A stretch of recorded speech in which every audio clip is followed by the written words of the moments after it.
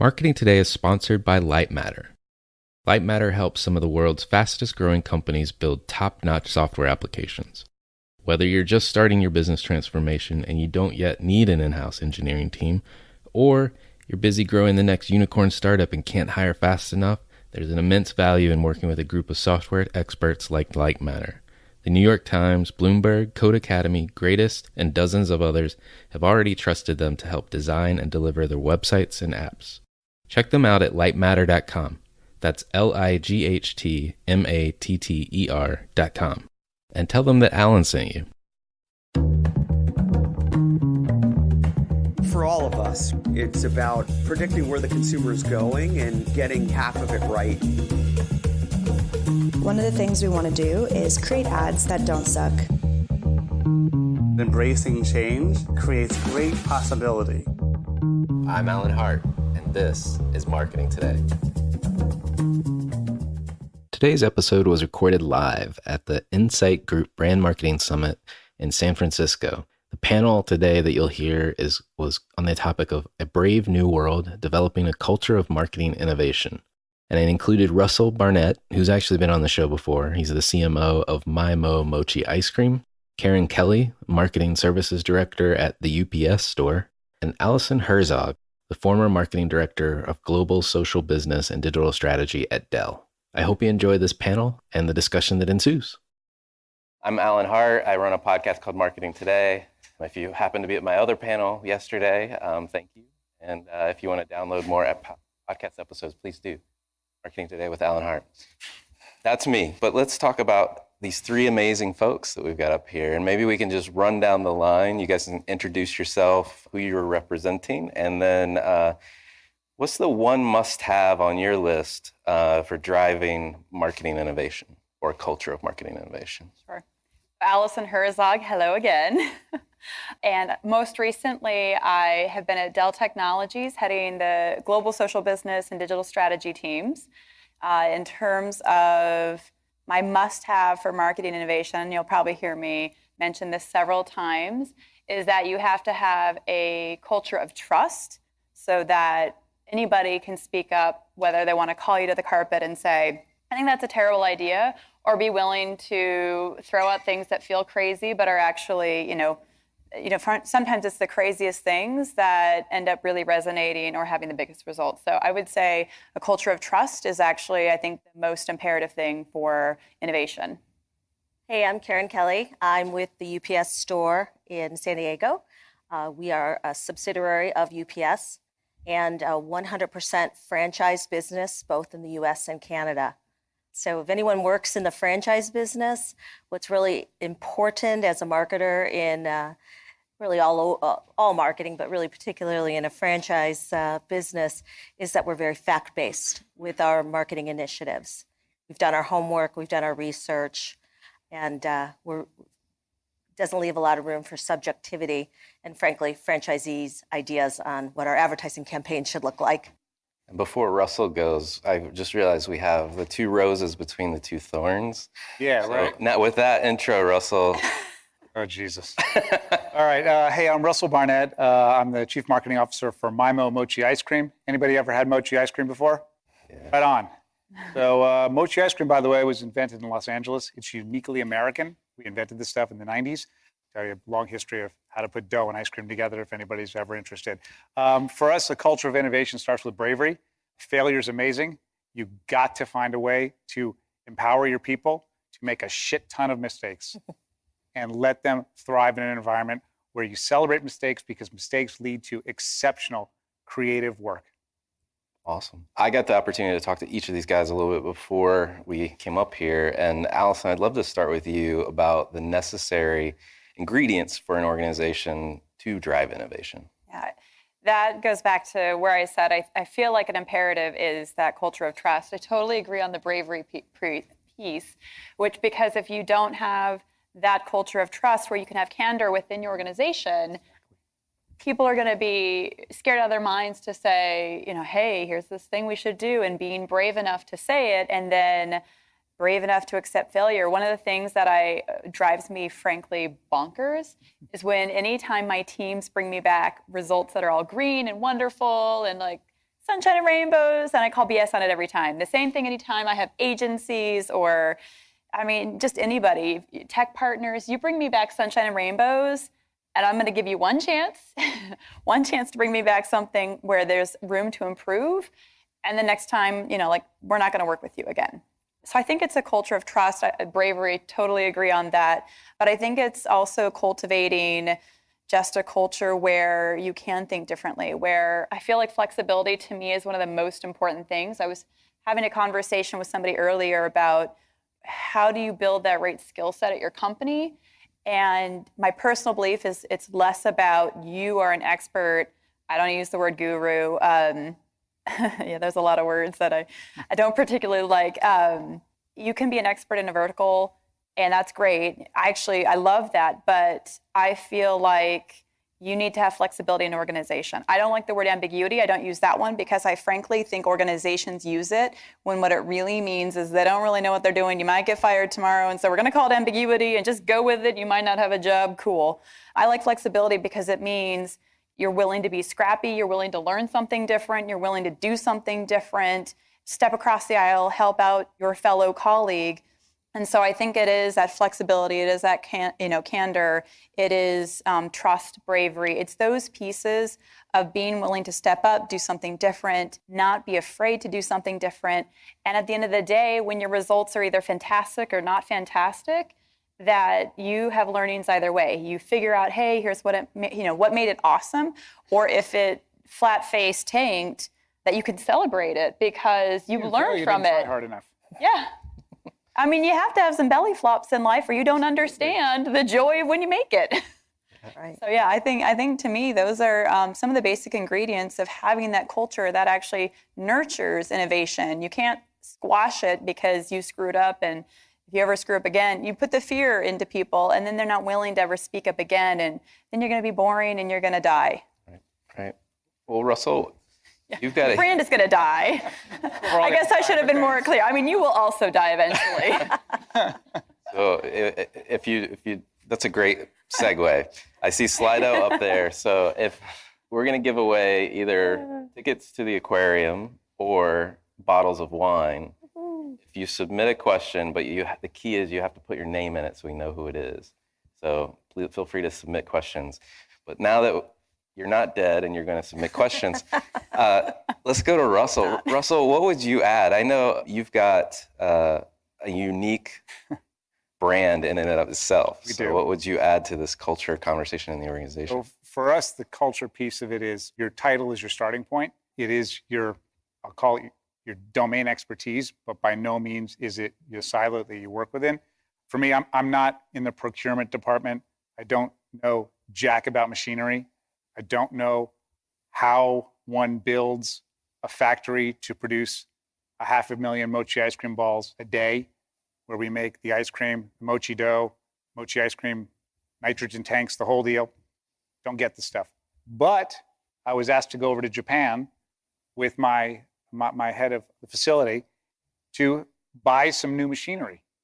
Like, I'm a marketing guy, man. What do you mean? We go over to Japan, buy machinery, do what? RPMs? What? What are you talking about? How many balls a minute do we make, and does that spec add up? But it was really interesting because you're sitting there in this factory that makes these factory equipments, and you're looking at this thing, and you're trying to understand how this fits into your space. And in looking at how the product was made, we understood problems that our consumers were having from our complaint department. And we went, oh, wow, that's the problem. We've been trying to identify how that problem has manifested. Here it is, see it on the machine. Okay, here's a solve that we've got to have. And so for us, it was really, really interesting in understanding that what was being done in the back of the house really affected the work that we had in the front of the house. So much so that when I came back, I sat down with my team and I said, y'all don't know our balls enough. Mochi balls, excuse me. When you say just balls hanging out there, it's kind of crass, but you put mochi balls, you're all good. You just made it worse. Yeah, I know. I just made it a whole lot worse. I have a bad habit of doing that. But it was so important for everybody on my team to understand the intimacy of what goes into making this, that my team actually goes into the back of the facility once a month. We all spend an hour each month on a different part of the facility to better understand and have an intimacy of how the product is made so we can be better marketers on the front end for our consumers' needs, wants, and desires. Awesome. Karen, you've got a unique business in the fact that you've got franchisees. And so I want to talk a little bit about that because I've heard that the insight development is one of the most important parts of your job in driving the innovation. Yeah, it really is. We don't really make anything at the UPS store. We sell products and services. I guess you could say if you're putting a document together or packing a box, we're making something, but we really don't make anything. But for us, it's critically important that we're listening to our customers and getting their insights on how to better manage our business and perhaps what kind of products they'd like to see in our store locations. So 6 years ago, we teamed up with a consumer insight company, and we have a closed community of 400 of our customers, some of which have been with us since the beginning. About 250 of them have been with us since the beginning. We call it our Small Biz Buzz. And it's an opportunity for these small business customers that we've recruited from our customer base to evaluate our products. We send surveys to these groups.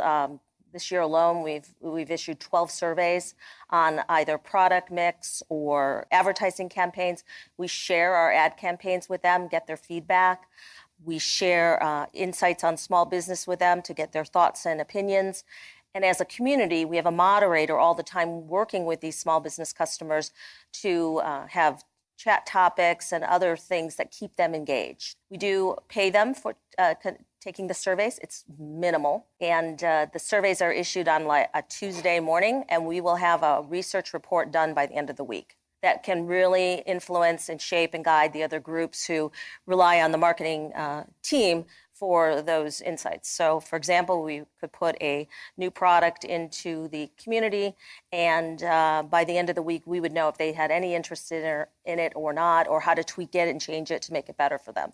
It's been invaluable to be able to issue this many surveys to get results as quickly as we can.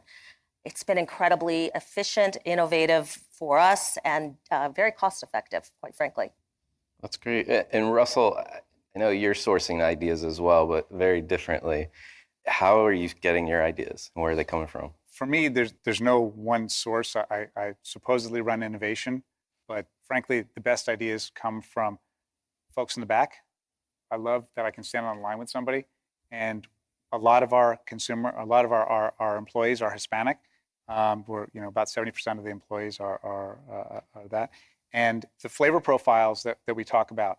And could you do this? And would you do this? And could you add fruit? And can you add spice? And what about this? It may not be the end point where we end up, but it certainly provides a great amount of thinking for us. And so for me, ideas can come from anywhere. I'll sit in the back of an Uber and tell somebody I make Mochi Ice Cream for a living, and they're like, I love that stuff, but you guys should do this. Well, yeah, maybe, but it does spark a place to be. So the other piece of that is I'm on the road probably 40 odd weeks out of the year, try to be gone just about a night, but I spend a lot of time in market. I spend a lot of time talking to retailers. I spend a lot of time talking to our consumers. I spend a lot of time just standing around and loitering and watching people. And for me, that's part of the innovation process, is really not being afraid to get your hands really, really, really dirty. And if it means stocking a shelf, to talk to a back guy about how you're dealing with packaging or what you're doing from a flavor perspective, or how you can better close the gap on a supply chain, because we can't break cold storage. Those are all important things for us. And that's all part of the innovation piece that we've got to take into account, not just simply the nice, pretty stuff about how are we going to create our next ad campaign or our next social media post. Alison, at Dell or other organizations that you've worked at, how have you guys engaged employees to bring these ideas forward? And what examples could you share? Well, it resonates with me too, and just in terms of getting your hands dirty. I found that innovation happens at all levels. If you're not getting your hands dirty, then it means you're disconnected. And I don't care what level you are at within the company.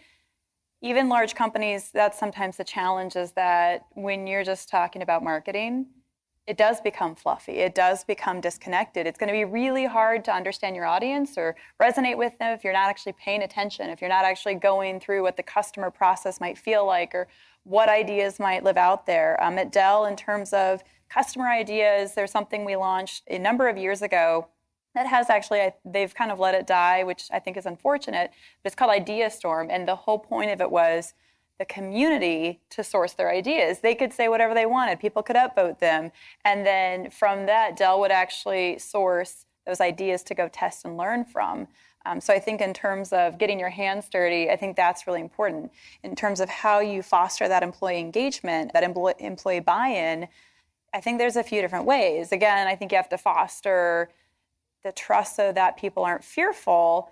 And I think that you have to help people to be bought into your product. If you have people that are working there just to get a paycheck and they don't believe in what you make, they don't believe in the purpose, they're not going to be engaged.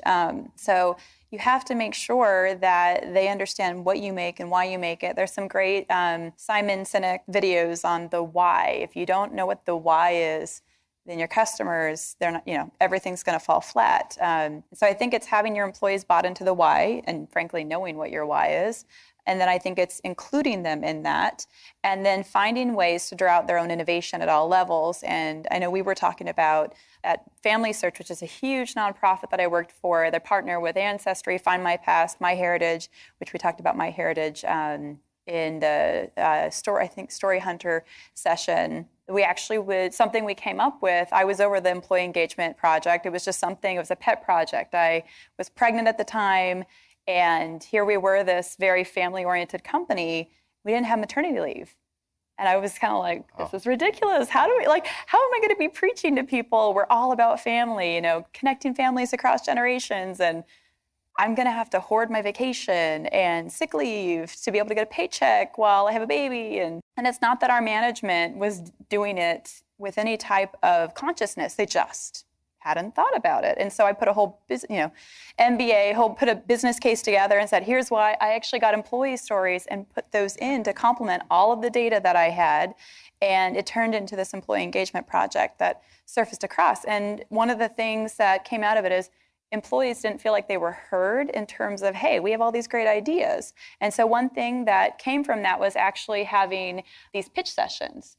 Anybody in any part of the company, it didn't have to be marketing, it could be product, it could be engineering, anybody, and we would have these pitch sessions, almost kind of TEDx style, and you would have the floor, you could pitch your idea, it was all in good fun, full trust, there were no bad ideas, and there would be a member or two of our senior leadership there, executive leadership there, so you'd get great visibility, which, everybody, for the most part, everybody wants, and you'd get recognition for that idea. So it would never become somebody else's, it was yours, the basis, and we could iterate off of it.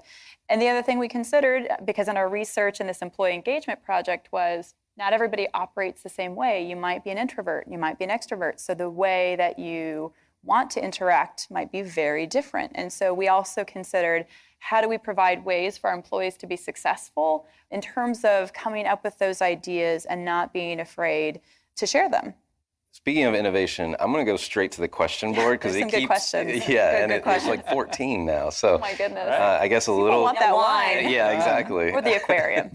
So maybe let's take the first one. What do you think of innovation titled roles in marketing teams? Does it ultimately mean the marketing team or business is not innovative?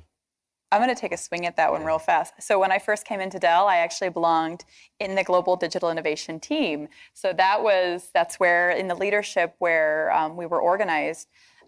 My personal feeling is, and Russell, I'm sure you mentioned innovation already within your scope. I think when you're a really large organization, sometimes you need that title in your group or in your senior leadership to be able to give that group or someone permission to go break the crap out of stuff. Sometimes you just need that. I think when you're smaller, it's so much easier to ingrain, to keep in that culture. Everybody breaks stuff. Everybody think differently. But I think when you get to the size of a Dell, you have to give a group permission to go break the crap out of stuff and call people to the carpet and say, you're missing something, or hey, there is, like one of the last things I did was bringing in a Series A company doing AI to totally rethink the sales process. And the increase was so insane that before sales didn't want anything to do with parts of marketing. And all of a sudden, everybody was banging down my door to try to get in on this thing, all because we were we had permission to just do things differently. Yeah, I mean, innovation for us is, it's a job scope, but to your point, it's permission to mess with stuff. Yeah. And I think the other piece of it is if you don't have it written in, it doesn't happen. Yeah. Because it's really, really easy to find the day-to-day operations, which will keep you so gosh darn busy that you can't bring that next piece to the organization. And in our space, and I'm sure everybody's space here, innovation is the lifeblood of your organization. And for us, 12 to 18 months out is a really big period of time. And we know that if we can't iterate on a 6-month cycle, we're failing. Iterate on a 6-month cycle, we're failing. So that means concept to manufacture to on shelf in 6 months. And that's an edict that we've built into our organization. So that to us predicates the notion that you have to have somebody with that eye under their responsibility. Well, let's go to the next one. What is your brainstorm process for new marketing techniques, products, or brands? For us, again, I'd go back to the research that we do, but we will go into our community group with any ideas that have bubbled up from the group and use that as a place to, brainstorming can be scary, right? We talked about it, everyone says all ideas are good ideas, right? And there's always someone in the room brainstorming with you that, shoots down your idea, and it kind of can quiet people down. But having that permission to use this research community for those brainstorm ideas allows people to be feeling empowered to go in with no question's a bad question. And some insights will come out of those research studies or communications. We have that community that maybe your idea wasn't perfect here, but you tweak it just slightly and it's a really great idea. So again, brainstorming internally, but being able to put it out to our community group and have them brainstorm with us was really effective. I think for us, we tend to look at where we do well tactically, because I know that's another part of the question. We tend to look at how do we go to market, where do we play, and where's our real sweet spot. And we know that PR and experiential and digital are our sweet spots. So then we really focus in on those areas. And then we like to find where we failed or where we're missing. And in every one of those things, we're missing, and we're missing every day. And so for us, it's the idea that we try to find out how to miss one less time that day. Well, let's see. What is the best way for a marketing team to propose and implement unconventional marketing tactics within the corporate world? Corporate world in air quotes. It's seriously, sometimes in the corporate world, you got to use data. I personally don't like saying data-driven. I was having a chat with somebody once, and they mentioned this term to me, and I really love it, and I've just kind of clung to it ever since, which is being data-informed. So still letting your gut be your guide, but leveraging being data-informed, and I think also letting humans do the speaking. And so also that means having a diverse group of people, both from where you come from, your experiences, who you are. I think those are critical. I mentioned the employee engagement project. So I put all these case studies together. I put all this data together. My previous company now has paid maternity leave, paid paternity leave, flex work. I mean, there's all these things that I was pitching. I think I had 10 different things in this document. They didn't know it was coming, but it was a big project, a lot of research, a lot of personal stories that we included. But when I came to the CEO with this, in a way that it was buttoned up, a way that could be understood both from a data perspective, from a human quality of life perspective, all tied back to our brand purpose, how could you not do it? I mean, it was a total no-brainer. So how do you get this to be accepted in the corporate world? You look for the data. As an example, customer experience, the intro, some of the description on this particular panel was marketing is dead, or that's what some of the research shows. I think it's more a matter of it's evolving and the expectations are evolving. And so if you take that research that says, we got to innovate or die, here's what's happening to the companies that aren't changing, that aren't evolving, that aren't trying new things. Look at their revenue streams, their year-over-year growth, it's not so good. You don't have a choice. You either do at this point evolve or die. The numbers are there. So use your research.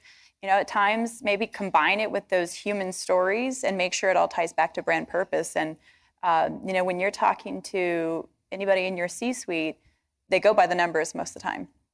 I think the only thing I would just add for us is we like to engineer happy accidents. So and I underscore the word engineer. The idea that we take a very small but relevant part of our budget, and we know that that's just going to get it's our monopoly money. And at least for my team, as long as you can correlate whatever the tactic that you're trying to get done as being on brand, I'm down, because you're going to miss some, but if you do it on brand, you're not going to miss a whole lot. You just may not get it as far as you'd like it to be, but you're really not doing any real harm. And that's the piece that's important for us, is just giving that flexibility and laying out the budget to allow that to happen. Because, put something over here, try it. Holy crap, we found something here, and let's run like hell with this thing. Yeah, I was going to say the same thing. Give people permission to spend some money. Yeah. Let them try some new tactics. Let your agencies try some new tactics. One of our pain points is that people know us for shipping, but not all the other things we do in the store. And from that, that Incite, where we went out and built a new advertising campaign. We call it Beyond Shipping. Really, it was very, I don't want to say risky for us, but it was very different than anything we'd done before. It's been paying off in spades. We've been doing some conquesting where we're literally getting in front of customers who are standing in the post office, serving them up an ad to get them to come to our brand. We're, measuring those coupon downloads and such. But if we had been not willing to invest money in those tactics and in a new campaign, just be business as usual. I think we kind of answered the next question, which was, are there any specific tactics you've employed to build an environment that encourages failure? I think I would just underscore what I heard from all of you guys is it's really about people-driven innovation. I don't know that I want to say you encourage failure. I think I would say you want to encourage trying things and not being afraid of failure. I don't want everybody to try to fail. Just I put it as if it's on brand. Yeah. That gives you permission. That's the filter that that's the filter that we have to run with. Yeah. Doing something for the hell of doing something, we're not interested in that. Exactly. Absolutely. Yeah, you evaluate it. Well, how do you structure innovative brainstorms or processes to try to spark the creative synergy or creative thinking? I'm kind of laughing at structure and innovative next to each other a little bit. That's called transformation. Cost cutting. I do think you have to have some processes in place. Again, I was talking to somebody attending here, and we were talking about company sizes, and we had a very big difference. This is from one of the panels yesterday. One person that was on our panel, I think her company was like 150. We had another one that was 18,000, and then another one that was like 60,000. And you hit a tipping point where all of a sudden you have to start scaling things. And I think when you start having to scale things, you have to add some processes in. And so when you add that structure, I think part of it honestly comes down to company size, because you're going to need to put some processes in place to help that. And then I think brainstorms, it comes down to, is this on brand? So yeah, let's brainstorm. Let's throw ideas out. I actually think part of helping to brainstorm involves getting outside of the office. Yes. Yeah. I think honestly, like throwing yourself out of, your typical, I think that sparks creativity. One of my things that I love doing is I love Panera, because I can go to Panera and I can work for hours and nobody will bother me, and I can think differently and not be in my home office or my work office. It's getting outside. I think that sparks creativity. I would add, I interviewed, 150 people now, and a couple of things that stuck out to me is what you just described, which is getting out of the office. And the bigger the corporation, the further removed they are from the actual users of their products. And if you think like an anthropologist or a sociologist, right, and you're just studying human behavior, you have to go observe them. Yeah. Shut up, watch them, and literally write down verbatim either what they're doing or what you're doing, and then bring that back as stimulus for brainstorms or ideas. There's a great example of a bakery slash sandwich shop in New York that I love what they did, which was for their stores, we get complaints, people get complaints for their services, their products, what have you. And this new person, she came in and she actually found the people that were complaining, and then she actually turned them into asking them to evaluate. And so these people would be coming in, and now it was their job to tell her what was broken. And so, because if you think about it, and Michael Dell would say this all the time, I would all of a sudden have emails because he would find something, he's like, Twitter, that's Michael. He would find things, a customer complaining or something happening, and all of a sudden there was an email and it was turning into a chain. But it was about actually enabling these people who are complaining and understanding that every person that complains, there's probably 5 more people that didn't speak up. And so she empowered these people who were visiting these stores to actually now be her direct source of information and improving the customer experience. And they saw their survey scores, their net promoter scores, and their purchase cycles, they all had uplift in a positive way because she empowered the complainers, the people who were just trying to say, hey, something's broken, and maybe they were mad or maybe they were trying to be helpful, but it was actually using that to be closer to the ground, closer to the customers, and not thinking of it as a bad thing, but as an opportunity. And as a byproduct, they're now your biggest advocates. Yeah, exactly. Now they've become, like, hey, we love this company. They listen. I'm going to go back 1,000,000 times because they change things when I complain. Listened. Yeah.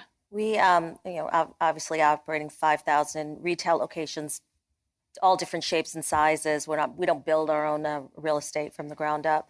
We often go out and visit with our franchisees. We have franchisee committees, and we get in the stores, and my group also works on the point of sale.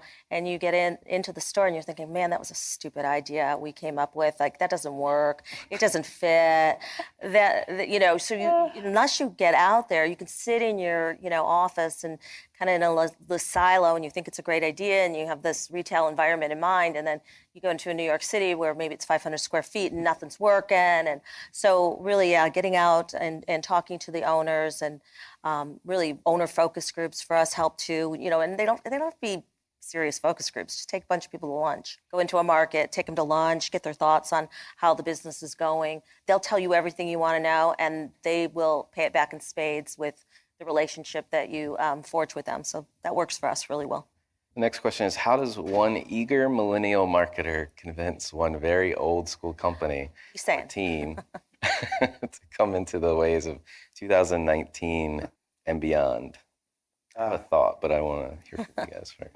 My organization's really small relative to what you're dealing with. We've got 150 employees, but the marketing team's a whole group of 5, and sort of the whole front office is a group of about 20. I think for us, what I try to do is I want to understand who people want to be when they grow up, because I'm on my way out. I mean, if the reality is you have a shelf life, as a marketer particularly, you have a shelf life, and for me, it's important to understand what the folks who I'm hiring, who I'm teaching, mentoring, making sure that I'm responsible to put food on their table. I want to know what they want to be when they grow up, so I can best help craft that journey that they're going to have in their careers.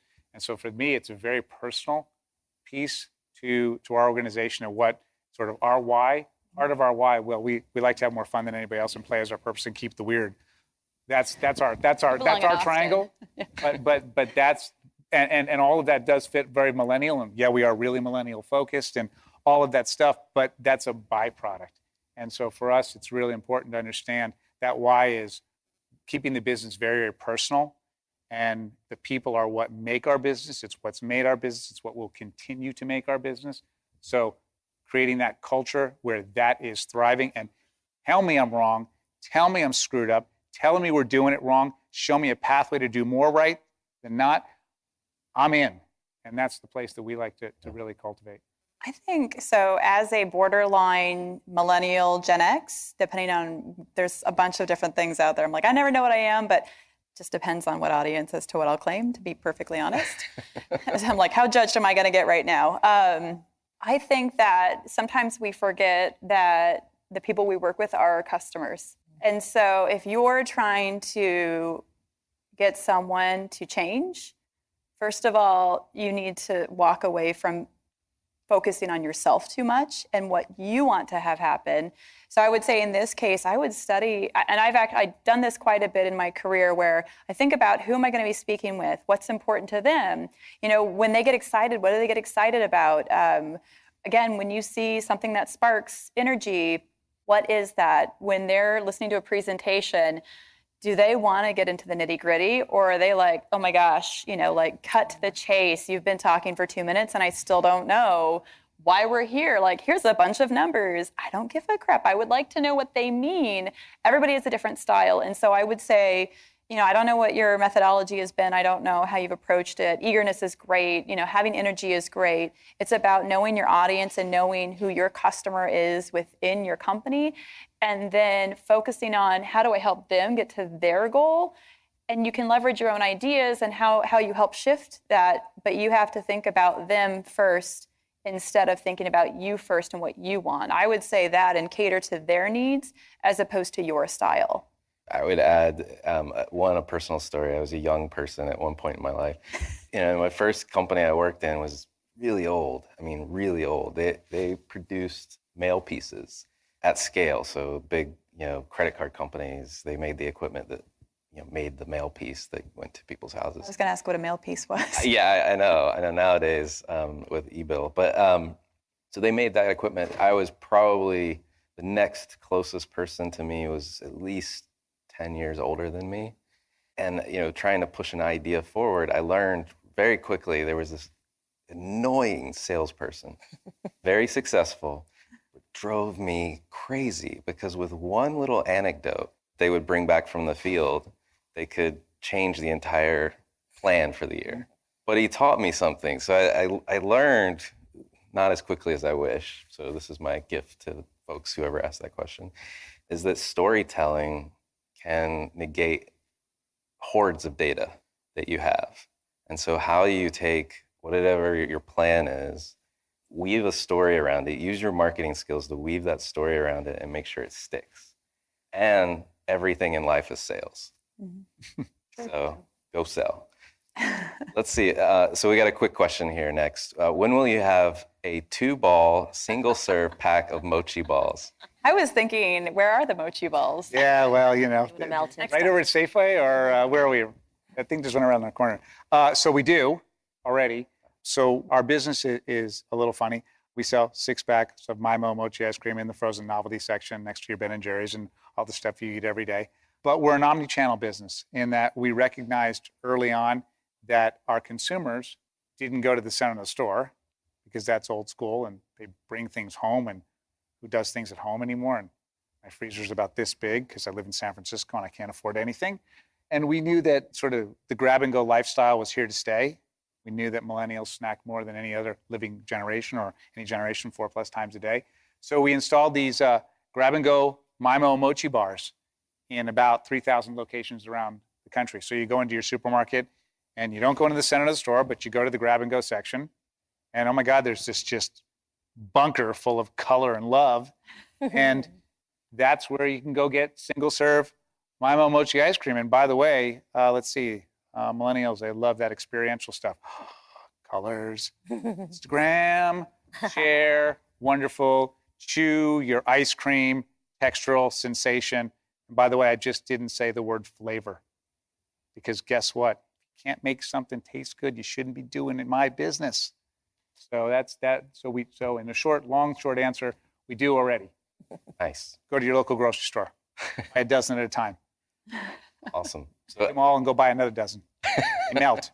And do a lot of walking. Do a lot of walking. Walking, yeah. Well, you can eat them on the go. So You can. there you go. Walk while you Absolutely. eat. How can you best affect change in encouraging people to try things that might fail when you're lower in the organizational hierarchy?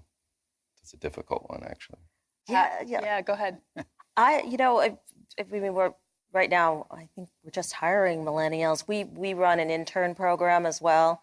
Our interns are amazing. They're so smart and their technology skills are amazing. Oftentimes those ideas can bubble up in a smaller meeting, but it's up to us as directors and vice presidents to listen to those folks and give them some stage, give them some opportunity to bring their idea to life with management so that they don't feel like, oh, I've got this idea, but I'm afraid if I share it, it won't go anywhere. It's okay if it doesn't go anywhere. It just, giving them that opportunity to hear them out and moving in for, in my role, move it up to the next level so that, again, a great idea might bubble out from someone that's just sitting there thinking, there's a better way to do this. Yeah. I think this is a really tough dynamic because you're in a situation where you don't have the power, the authority. I would say, I'm a consultant by training and by trade, I guess, most recently, looking for those people that are first movers inside the organization that you can leverage into champions is a great way to create some leverage, to create a movement for yourself to try to impact the organization. That's one way to do it, as well as pre-sell the hell out of everything that you're going to recommend. Don't show up to a meeting and surprise people. Everyone in that meeting should have already heard you talk about this, and you've heard their objections to that, and you've started to work it through with them before you present it in a big meeting. Those are a couple of thoughts I have. So we've got time for a couple more questions. There's always risk when bringing an innovative product into the marketplace. How much do you rely on a regional test marketing before fully launching a product? All the time. Yeah. We choose markets because we have to get buy-in from our franchisees as well. They're not obligated to sell every product that we bring into market. So we have almost some proving to do in our market tests, not only with our store owners, but as well as the consumers. And we'll test it in markets and we'll tell them we're going to put extra advertising in that market. And they get really jazzed up about that. So we pretty much test everything in different markets throughout the country. Yeah, we do something similar. We can go at it a couple different ways. One is we can pick a retailer partner. And for us, not every retailer is the right partner, especially when you're talking innovation, especially when you're talking testing. So you've got to find those partners who believe in what you're doing, believe in your brand, and believe in and are very forgiving, because it does take time. Things don't just show up on a shelf and all of a sudden they're selling at thresholds that a retailer might like to see. So we can start that way. And what that means from our side is a stronger investment from a trade program. What it means from the retailer side is you get a little bit of trade dollars, but you've got to give the brand and this item or what we're doing a disproportionate amount of attention relative to what others may be seeing. So in our case, it's end cap display. In our case, it's more facings. In our case, it's secondary locations, things like that. So that's truly important for us. And that's how you do it sort of regionally. The other way you can go about it is, again, going back to your partners, and you may take a Target, for example, and they'll want to try it in 400 of their stores instead of 1,200 of their stores. And so we can then start and slice and dice sort of a retailer at national scale. And we have a hypothesis of where we think something may have a higher rate of success. And what we can do is, again, have that moment of you've still got to treat it in a different, more unique way within that arena. And then if it rolls out well, we've got that runway within your organization that gives us permission to roll it out in the other 18,000 stores that we've got. Awesome. So this next question I love. So I don't know if they know my podcast format, but we'll go down the line with this one. What does the future of marketing look like to you? I can kick that one off. The future of marketing. So, man, I'll be honest. Sometimes when I read things, when I attend conferences, all these different things, South by, I live in Austin, so I used to attend South by, and mostly because there's so many partners there, and so frankly, it's just kind of convenient. But now that I live in Austin, everybody avoids it, and I kind of get it now. But you hear so many buzzwords, and you hear about, remember a couple of years ago where AR, VR was all the rage?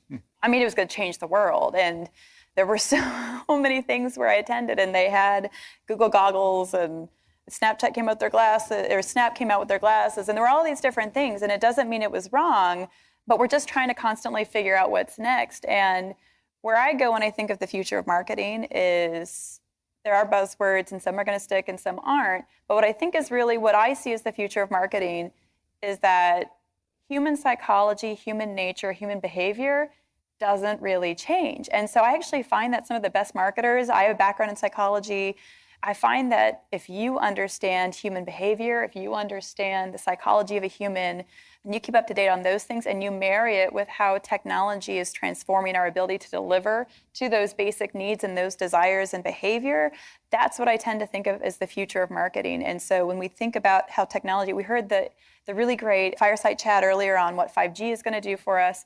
I just look at how technology, I can't say exactly what the future of marketing is going to look like because we can't even imagine. I mean, I still feel bitter that the Jetsons promised me that food would be done in an instant, but like not microwave meals we get. I mean, when I was a kid, really thought that I would have a Rosie the robot. And I really thought that I would have, like a pill that all of a sudden magically turned into food. That didn't happen, but we do have, actually technically with flying cars, we do have robots. I have a robot that vacuums my house every day. It's awesome. So I think it's keep on dreaming, but at the base of it, future of marketing is continue to look at what drives human behavior and how we tick. Yeah, I'm betting a bit on the Penny's presentations this morning with 5G, and I've seen media types, radio. Radio was dead for a while. Radio's back. Podcasts are like crazy popular right now.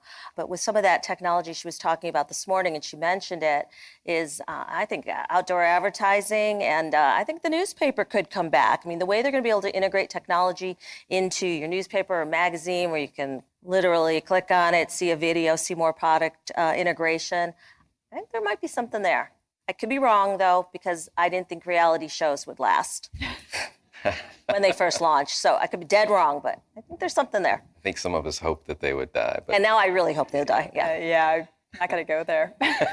Easy. For me, I'm going to sort of back to where you were. I think it's less about how the tactics are going to change. The basis for this is absolutely right on. For me, it's the connectivity of your mind and your heart. And that's the basis for building emotion. That's the place where if you're successful, you're going to connect those two, because one or the other is just hollow or emotive without purpose or heart. I'm a big studier of cultural anthropology. Yeah. And if you want emotion to reside, you've got to have conflict. You've got to have conflict. And in my space, conflict is cool because it's dough or ice cream. So I kind of dig that. And that's one of the things, actually, when I took the job, I was like, I can't find conflict in the brand, so I got to find conflict in the product. Yeah. And that sort of helped us create the platform that we had to go at. But when you have conflict and you find conflict in your marketing, it creates a great way to continue to tell your story. And it goes back to storytelling. And when you tell the story in a compelling way, and I don't care what the technology is, it could be a newspaper, it could be word of mouth, it could be a billboard. It's a connection of all of these, use the old 360 marketing jargon. But the fact is it comes back to storytelling, and whatever your tools are, if you can't come down to that basis and finding that basic human truth, you're just failing. Well, let's leave it right there. Thank you for my panelists. So everybody give a round of applause.